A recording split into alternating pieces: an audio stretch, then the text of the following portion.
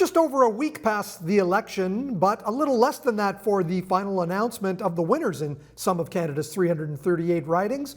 Dr. Liviana Tosuti of Brock's Political Science Department joins us.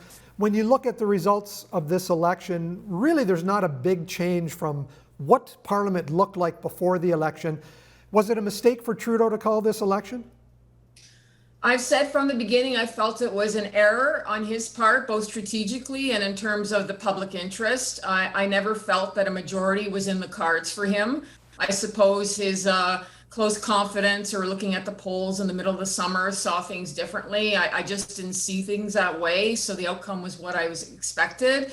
And since Parliament was working in the sense that major pieces of legislation on the budget and the environment were being passed with NDP and Bloc support, I didn't see any evidence that Parliament was necessarily toxic. Some of the parliamentary committees that are looking into ethics questions might have been a little too spicy for the Prime Minister's taste, but that's the job of the parliamentary committee, is to ask those tough questions.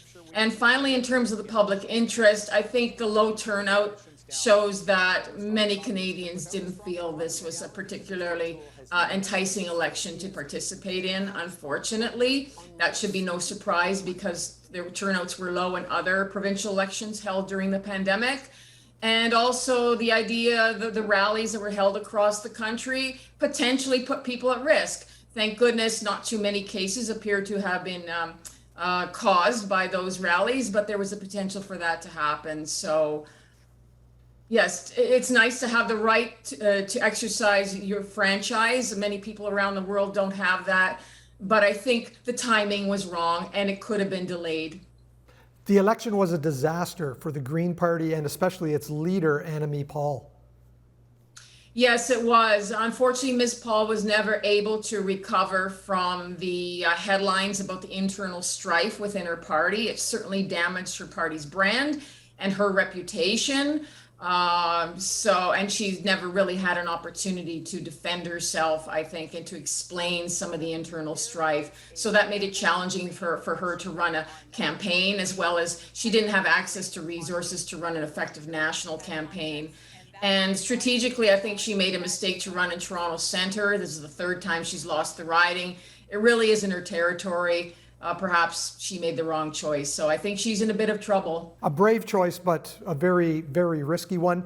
Do you think there will be a challenge for the leadership of the Conservative Party now? Well, we'll see what the Conservatives do. There are several mechanisms available at their disposal. The 2014 Reform Act gives the power to members of an officially recognized caucus to trigger a leadership review if they wish. No party has done that yet, but there's certainly talk of using that legislation. So we'll see what they do at their first caucus meeting in October. And of course, there is the party convention, which is next scheduled to be held in 2023, where members of the Conservative Party also have the right to call for a leadership review. So I'm going to be seeing how much support O'Toole has within the party broadly and within his caucus. So very interesting for politicos to watch over the next few weeks. Again, with the Conservative Party, very shocking that they lost some ground in Alberta and that the Liberals actually gained a seat or two in Alberta. Yes, shocking from the outside in Ontario, but if you dig a little bit more deeply into politics in Edmonton and Calgary, there have always been ridings where Calgary and Edmonton particularly, where the Liberal and NDP combined vote exceeds the Conservative vote.